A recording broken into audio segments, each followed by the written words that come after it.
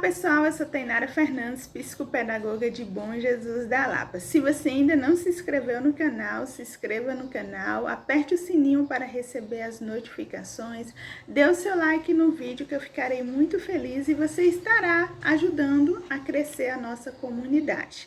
Hoje eu irei falar para vocês, pais, professores, você aí da sociedade que precisa saber um pouquinho mais sobre o hiperfoco no autismo. O que é hiperfoco, né? Como acontece, como se manifesta o hiperfoco no autismo? Então, o hiperfoco é um fenômeno em que aquele aluno, né, aquela criança, aquele adolescente tem bastante atenção para um determinado assunto, para uma determinada tarefa, de tal forma que ele chega a ignorar o ambiente ao seu redor, ele se desliga, é mais frequentemente no contexto do autismo ou do TDAH também que existe e da esquizofrenia, né, um transtorno que, embora ele possa ser autoexplicativo, ele é pouco definido na literatura, nós quase não vimos aí as pessoas falando desse hiperfoco. Então, pessoal, o hiperfoco geralmente ocorre quando se está envolvido em uma atividade que é particularmente divertida ou interessante para aquela pessoa, ela se interessa com determinado conteúdo. É quando a criança ela fica ali, que nem no videogame, a ponto de ela não ouvir o pai chamar, a mãe chamar, ele está ali tão concentrado naquele jogo que ele não consegue ouvir aquele chamado, né? Não é como se ele quisesse ignorar, mas é porque ele realmente não consegue ouvir.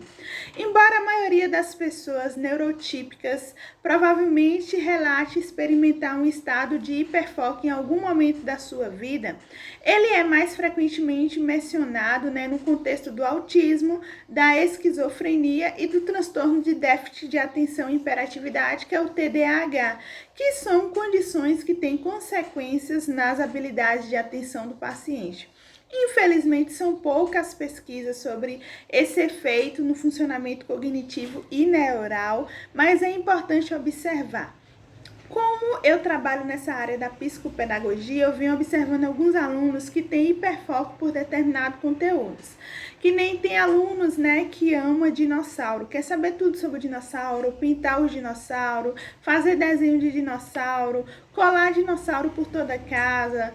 Onde ele vê um papel, ele tá desenhando ali o dinossauro. Se você já viu crianças assim, né, não só com dinossauros, mas outros bichos, outros animais, que ele tem aquele hiperfoco naquilo ali.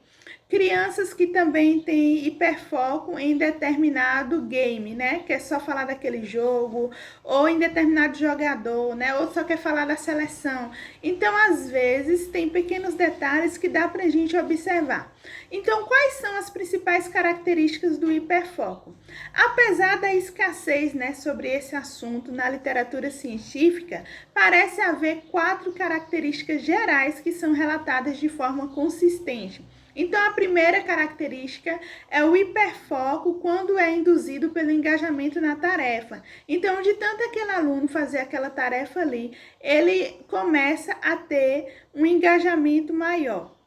Nós iremos daqui a pouco ver um aluno, né, que eu acompanho aqui, o Matheus, ele é autista e ele ama assistir documentário. Então, de tanto o Matheus se engajar nessa tarefa de assistir documentário, ele sabe falar sobre os conteúdos dos documentários que ele assiste.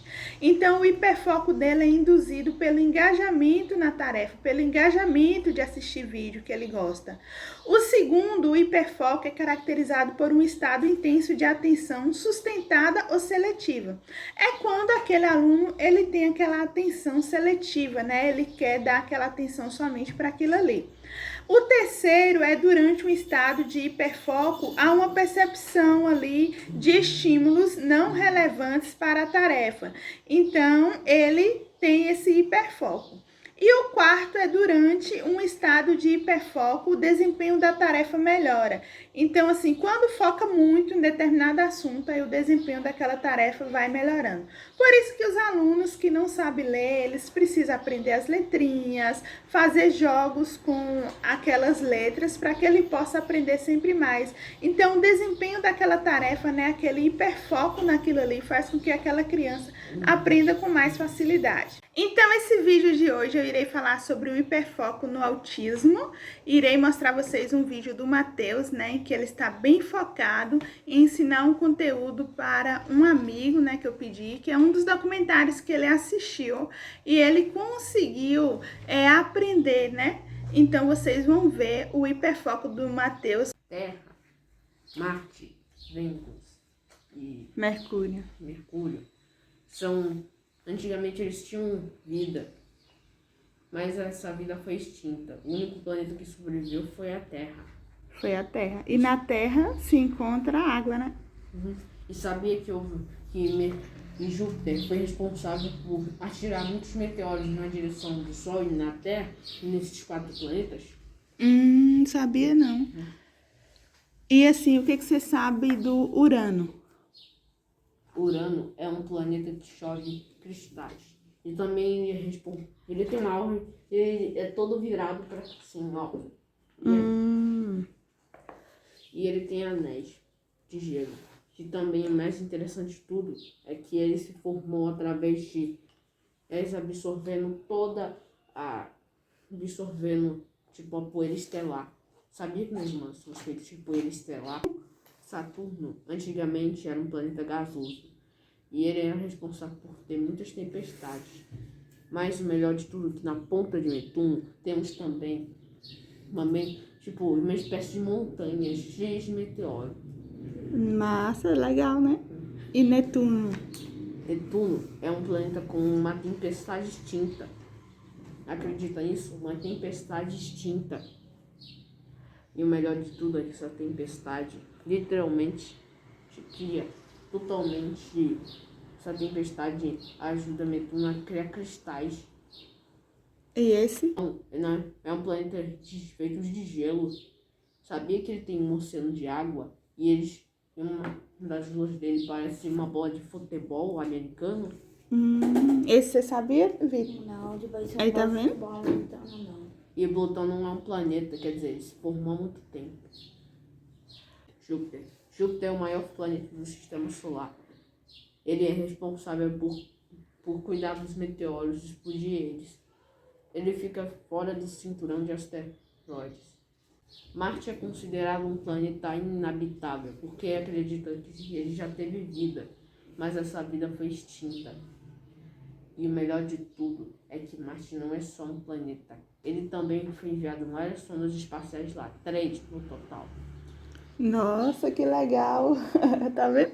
E em Marte também existe água lá, Teu, em Marte? Sim, era parecido com o nosso planeta. Só que a água lá é 2 estados, né? Mas Marte tinha um campo magnético. Agora é só um deserto vazio. Então, Vitor, se cair lá, a água lá é apenas em estado sólido e gasoso, né, Teu? E Urano fica muito perto do Sol, já que foi lançado por Marte. E sabia que existia um planeta antes de todos esses planetas aqui? Existia um planeta chamado Theia. Theia era um planeta comum, parecido com o de Marte. Só que ele se chocou contra o nosso planeta. E isso ajudou a criar a Lua. Nossa, que legal! Eu gostei de saber desses aí. Você gostou? Tem uma lua do sistema solar que emite água. E tem outra que existe muito vulcão. Muito bem, E parabéns. tem uma lua do tamanho do nosso planeta. Então, pessoal, vocês acabaram de assistir, né, o hiperfoco aí do Matheus em um determinado conteúdo em que ele estava ensinando o coleguinha que não sabia. E vocês viram o tanto de conhecimento que Matheus tem, como ele hiperfocou. Ele assistiu muito documentário, ele conseguiu aprender.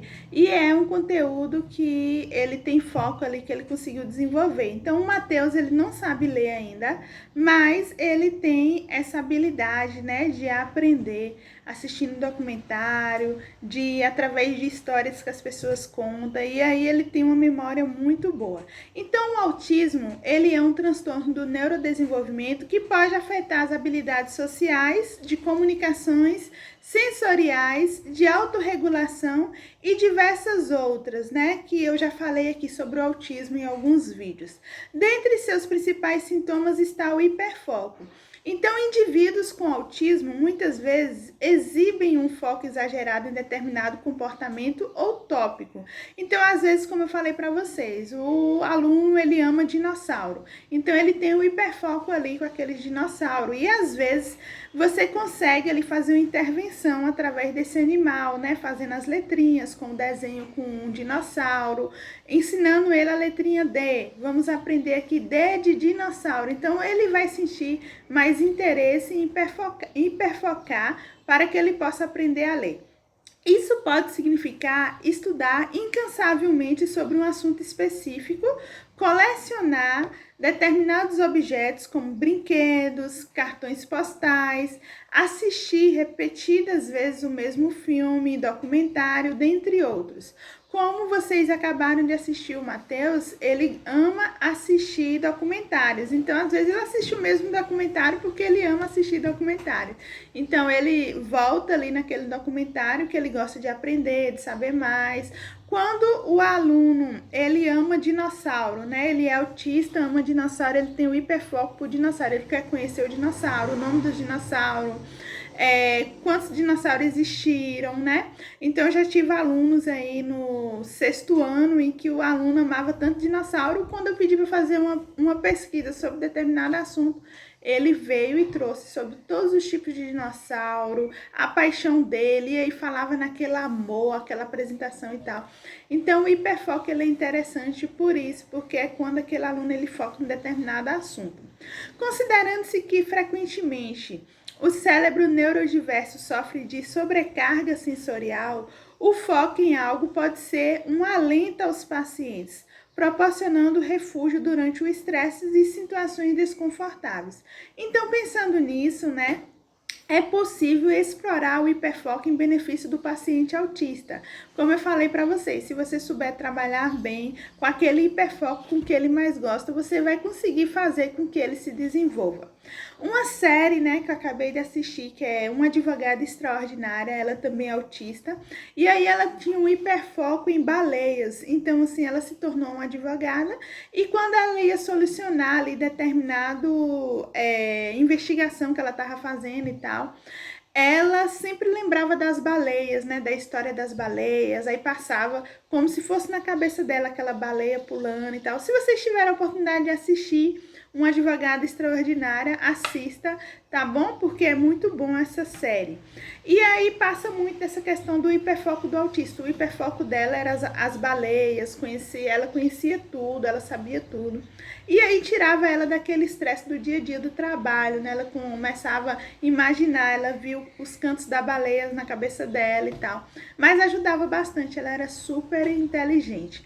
Então, muitos profissionais utilizam esses sintomas a favor da aquisição de novas habilidades de aprendizagem, principalmente na área da educação. Então, a criança que ama história pode ser professores da disciplina de história muito bem sucedidas, porque ele vai hiperfocar em história. Então, assim, o que eu posso dizer a vocês é que essas crianças, elas são super inteligentes. Todas as crianças são inteligentes. E as crianças, por exemplo, que têm TDAH, que têm autismo, que têm algum transtorno, em um determinado momento, ela vai conseguir saber qual a habilidade dela, né? O que ela pode desenvolver mais. Então, também é possível usar esse foco em benefício do paciente, em benefício daquela criança, né? Necessitando ali orientação adequada para tal. Então, precisa você orientar, né? Principalmente a criança autista, a criança que tem TDAH. Se ele tem um hiperfoco, você pode estar ajudando essa criança a desenvolver mais e futuramente ele pode ser um profissional que vai gostar daquela área ali que ele gostava desde quando ele era criança, porque ele vai saber bastante, né? Então, assim, aproveite se você tem um filho que tem um hiperfoco, tá? Seu filho é autista, seu filho tem TDAH, saiba que eles são super inteligentes e que você precisa somente saber qual a área que ele mais gosta, né? Qual a habilidade que ele tem. Se ele ainda não aprendeu a ler, você precisa ver qual é a área que ele tem o hiperfoco, né? O que ele gosta, para você poder desenvolver dentro daquela área, para ele ir começando a aprender a ler, começando a se desenvolver, começando a gostar de estudar. Então, isso precisa ser trabalhado tanto na escola como na família, tá? E conhecimento é poder. Quanto mais a gente conhece, melhor para que você possa ajudar essas crianças. Então, espero ter ajudado vocês nesse vídeo de hoje, falando sobre o hiperfoco. Até o nosso próximo vídeo, se Deus quiser.